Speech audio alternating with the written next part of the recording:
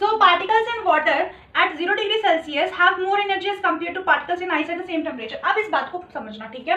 अब मान लो ये आइस है, ठीक है, आइस है, आइस के पार्टिकल्स नहीं है, ये हो गया हमारा आइस, ठीक है। इसको हमने कन्वर्ट कर दिया लिक्विड में, ये पिघल गया, हमारा आइस यहीं पे पिघल गया, कितने पे, 0 डिग्री सेल्सियस पे। लेकिन अब ये मान लो तुम, ये हो गया हमारा लिक्विड और ये हो गया हमारा सॉलिड, ठीक है। अब तुम ये देखो 0 डिग्री सेल्सियस पे ये सॉलिड भी है, ये लिक्विड भी है कि नहीं। इस स्टेज पे आके लिक्विड में बनना शुरू हो गया ना, लिक्विड में पिघल गया, लेकिन है तो इसी स्टेज पे ये सॉलिड भी था, इसी स्टेज पे लिक्विड भी है। अरे ये कैसे, इसी स्टेज पे सॉलिड भी था, इसी स्टेज पे लिक्विड भी है। अब इसमें क्या लिखा हुआ है कि जो पार्टिकल्स हैं वाटर के, इस लिक्विड के 0 डिग्री सेल्सियस पे, इनकी एनर्जी ज्यादा है। अब समझो इसमें हमने क्या किया, इस आइस को हमने दिया लेटेंट हीट, यहाँ पे मैं लिख रही हूँ प्लस लेटेंट हीट, इसको हमने दिया लेटेंट हीट, और इसको लेटेंट हीट जब हमने दिया तब ये पिघल गया और इसमें बन गया ये लिक्विड। तो जब हम इतना कुछ इसको मिलाकर हम इसको दे रहे हैं, क्या कर रहे हैं, ये सब मिलाकर हम इसको दे रहे हैं, तो एनर्जी तो इसकी ज्यादा हुई ना। फिर समझो, हमने इसको क्या किया, 0 डिग्री सेल्सियस पे लेटेंट हीट भी दे दी, इतनी एनर्जी भी दे दी, सब कुछ हम इसको दिए जा रहे हैं ताकि ये लिक्विड में कन्वर्ट हो जाए। तो क्या हुआ इसका, इसकी एनर्जी ज्यादा हुई। अब समझो अपने डेली लाइफ एग्जांपल के साथ। अब 5 दोस्त हो, चाहे बॉयज हो चाहे गर्ल्स हो, बॉयज का अलग गर्ल्स का अलग, बॉयज का, अब अरे मान लो 5 दोस्त है, अलग अलग क्या करो, 5 दोस्त हो, उसमें लड़के भी हो लड़कियों भी हो। अब उसमें क्या हुआ, एक दोस्त के पास पैसे नहीं है, तो सबने क्या किया, अपने में से 10 सब उसको दे दिया। पहले ने, दूसरे ने, तीसरे ने, चौथे ने, सबने 10 रुपए इसको दे दिए। इसके पास हो गए 40 रुपए। इसको जब सबने मिलके, मान लो इसके पास जो लेटेंट 10 रुपए क्या है, लेटेंट हीट है, इसका लेटेंट हीट, उसका लेटेंट हीट, तीसरे का, चौथे का, सबका लेटेंट हीट जब हम मिलाकर जब हम दे रहे हैं फिर 5वें वाले को, तो 5वें का लेटेंट हीट एनर्जी बढ़ गई ना भाई। पहले वो निठल्ला था, ऐसे ऐसे पॉकेट दिखा रहा था, भाई मेरे पास कुछ नहीं है, मैं कंगाल हूँ। अब उसके पास 40 रुपए है, वो अपने घर जा सकता है ऑटो पे बैठ के, हुए ना उसके पास कुछ ना कुछ, उसकी एनर्जी बढ़ी ना, 0 पे था वो, उसके दोस्त ने उसको 0 से उठाया है 40 तक, तो उसकी एनर्जी बढ़ी कि नहीं बढ़ी, ये तो मैं समझा रही हूँ। आइस ने लेटेंट हीट दे दिया इसको, लेटेंट हीट इसको मिला ताकि इसको दे दे, तो इसकी एनर्जी क्या हो गई, बढ़ गई। यही आपके एनसीईआरटी में लिखा हुआ है पेज नंबर 7 पे, इस राइट वाले कॉलम्स है ना, इसका जो अपर पैराग्राफ का नीचे से तीसरी लाइन पढ़ो, नीचे से तीसरी line. So particles in water, इसके जो पार्टिकल्स है वाटर के at 0 degree Celsius have more energy, इसकी ज्यादा एनर्जी होगी as compare to particles in ice at the same temperature, क्योंकि अपनी एनर्जी इसको दे दिया। अच्छा मान लो जब आप किसी को अपनी एनर्जी दे रहे हो तो वो ज्यादा गर्म हो जाएगा ना, आप हीट दे रहे हो, हीट दे रहे हो तो वो गर्म होगा, मतलब इसकी एनर्जी ज्यादा, इसकी हीट ज्यादा। अब अगर आपसे पूछ ले कि 0 डिग्री सेल्सियस मेल्टिंग पॉइंट पे आइस और वाटर में से कूल कौन सा है, कूल या जो KOO वाला कूल नहीं, COO वाला कूल कौन है, ठंडा ठंडा कूल कूल कौन है।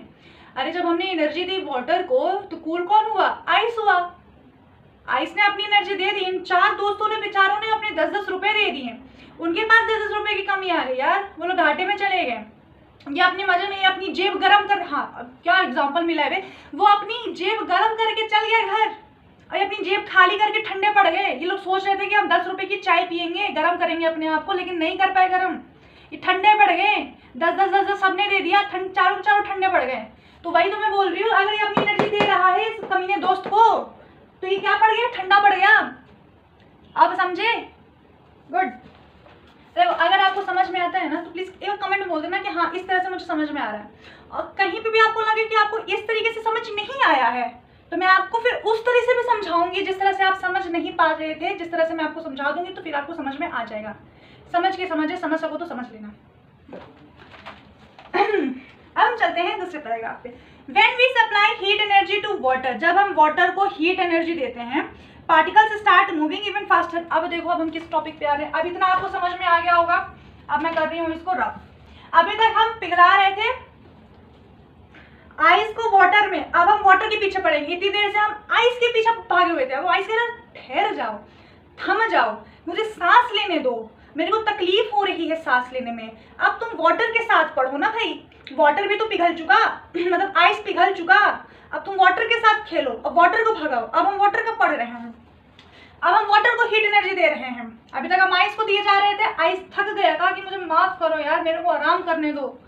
अब हम वाटर के पीछे पड़ेंगे। Particles start moving even faster.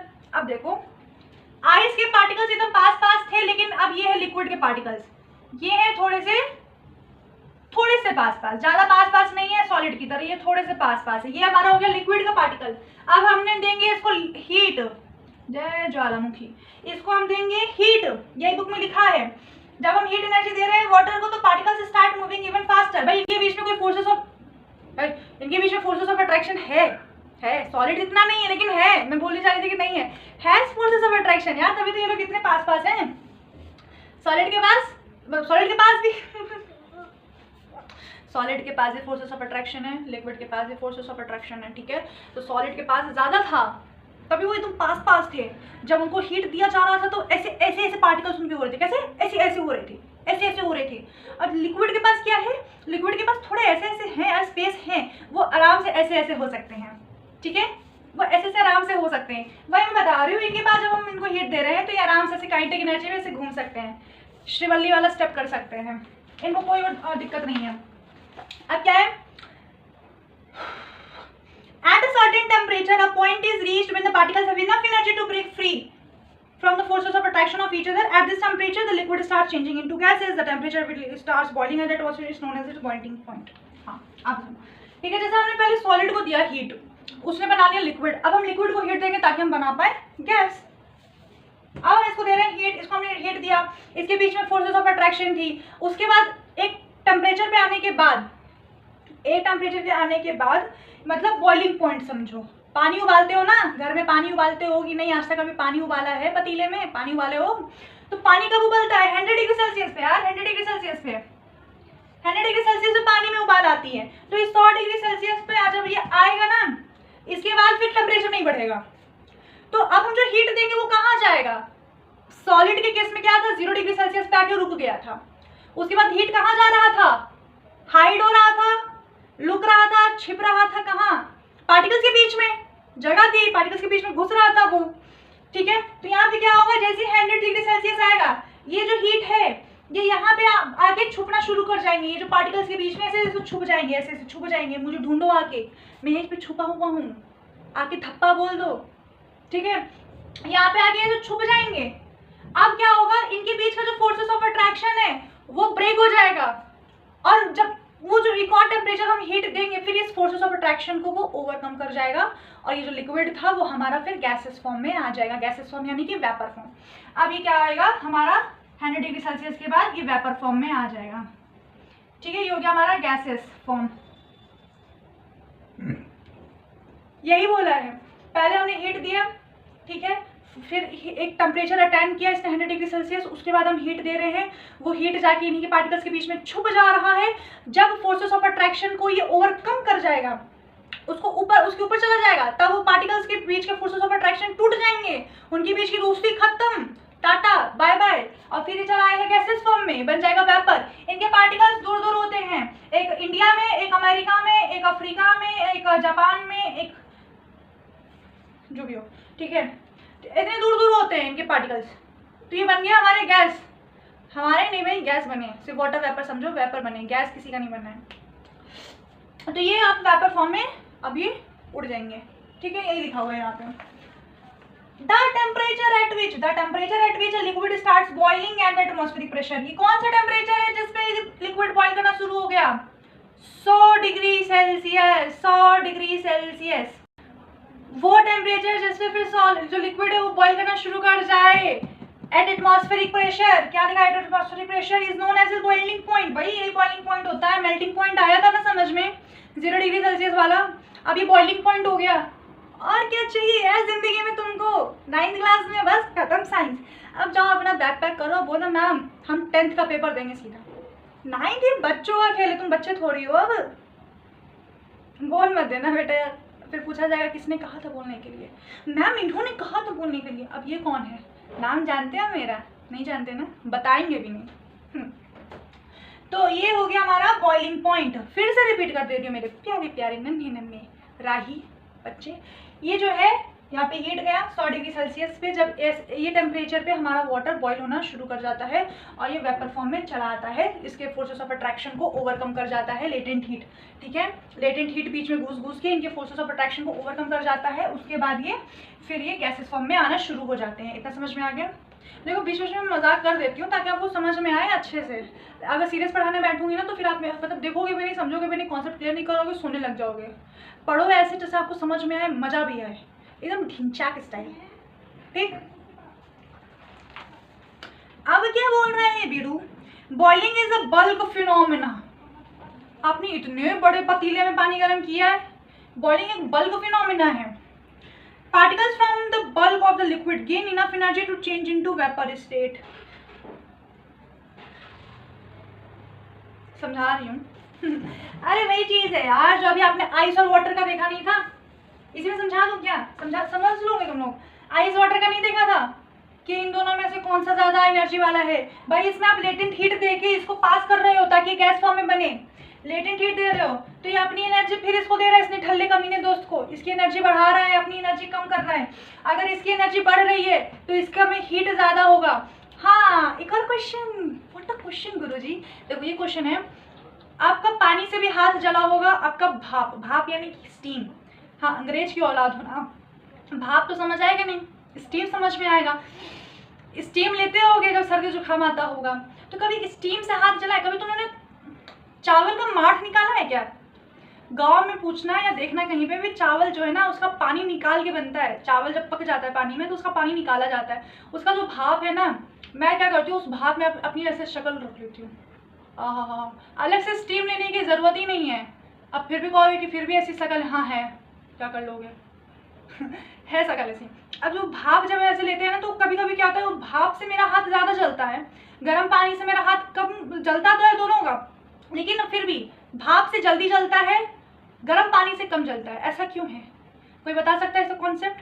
अभी मैंने समझाया है, अगर ध्यान से सुना होगा तो तुम अभी तक कमेंट कर चुके होंगे। मैं आपको 4 मिनट का टाइम दे रही हूँ, जल्दी से कमेंट करो, फिर बताओ ऐसा क्यों होता है। भाई मैंने आपको बताया कि इसका जो है इसके साथ में जा रहा है लेटेंट हीट, जो कि इस कमीने दोस्त को दे रहा है। तो जब ये इसको दे रहा है, इसकी एनर्जी बढ़ रही है, भाप की स्टीम की एनर्जी बढ़ रही है, इसका मतलब इसमें हीट ज्यादा होगा। ऐसे हाथ डालोगे आपका हाथ जल्दी जलेगा। और ये जो है बेचारा, ये तो अपना 10 रुपए देके ठंडा पड़ गया, तो इसको ये क्या होगा? कूल होगा। इसके कंपैरिजन में इसमें हाथ कम जलेगा, इसके कंपैरिजन में इसमें हाथ ज्यादा जलेगा।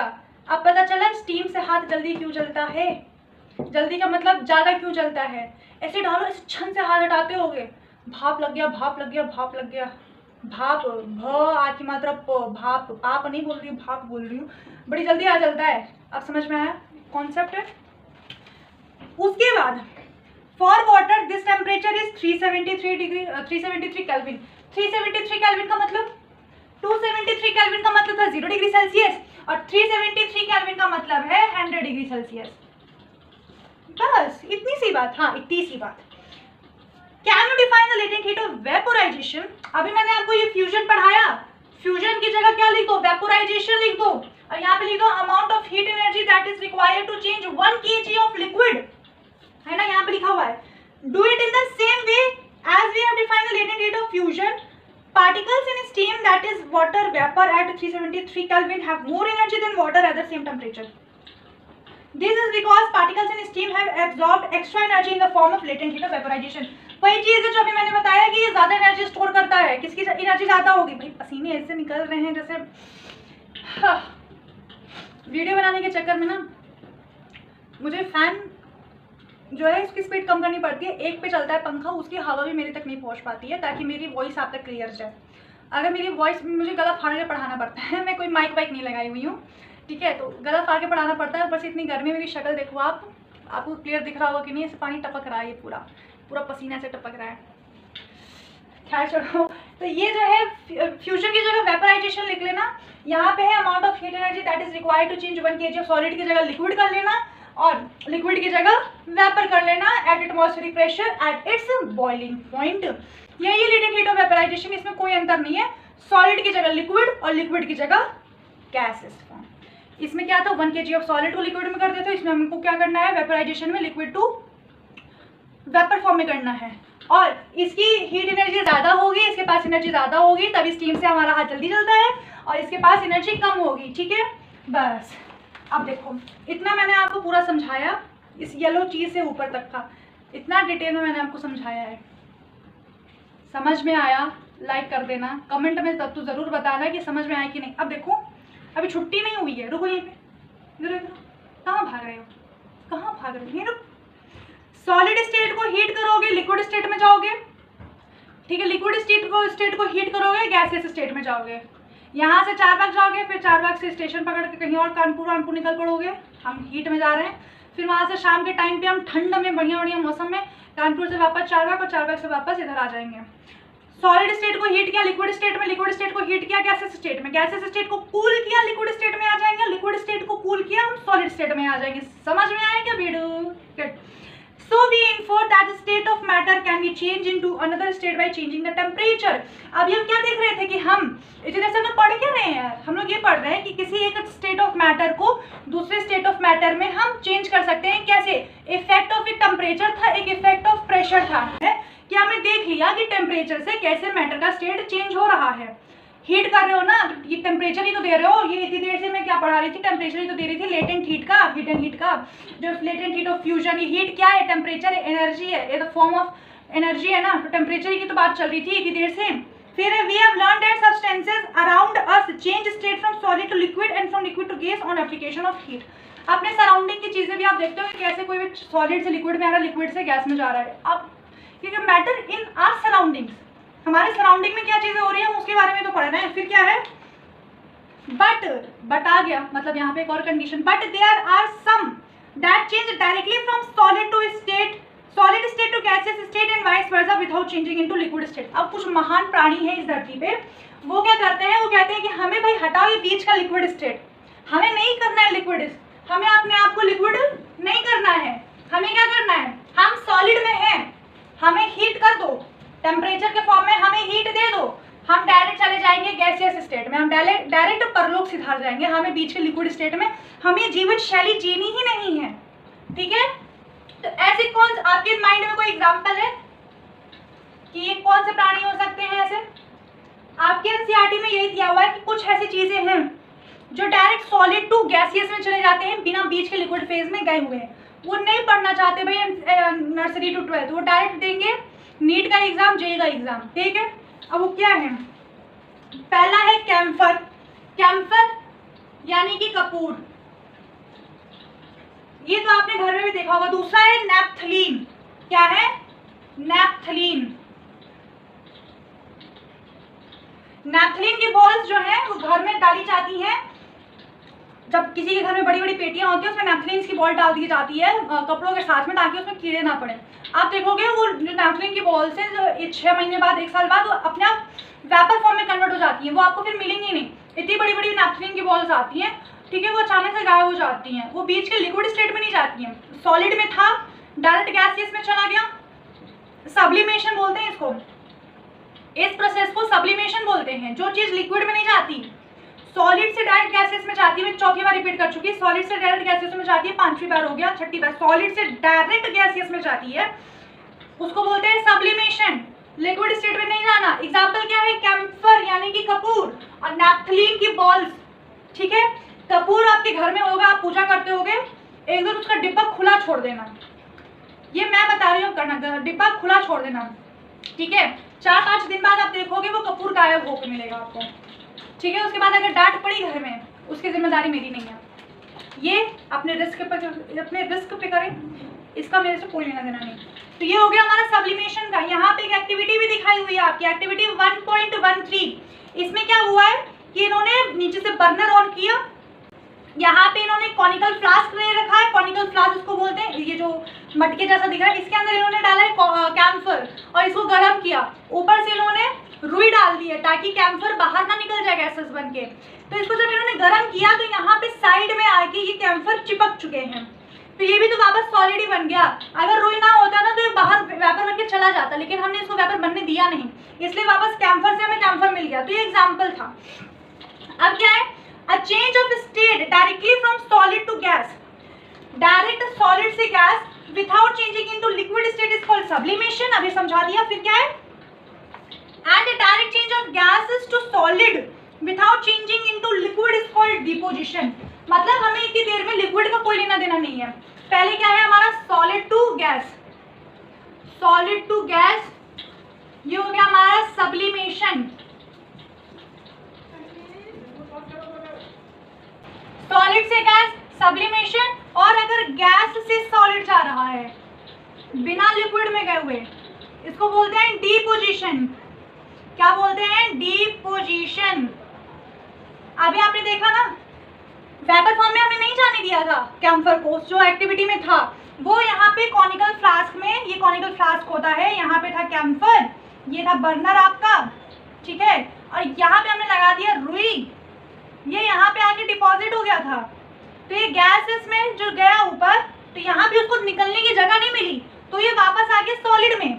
किसमें आ गया, सॉलिड में। इन दोनों स्टेज में लिक्विड जो है वो है ही नहीं। तो ये प्रोसेस भी आपको याद रखनी है। तो हमने इफेक्ट ऑफ टेम्परेचर पूरा पढ़ लिया है। आई होप आपको ये पूरा इफेक्ट ऑफ टेम्परेचर अच्छे से समझ में आया होगा, and sorry for the delay. तो मिलते हैं फिर अगले लेक्चर में जिसमें पढ़ेंगे इफेक्ट क्या होता है प्रेशर का, ठीक है। तो पढ़ते रहो अच्छे से। पसंद आया हो तो कमेंट जरूर कर देना। राधे राधे।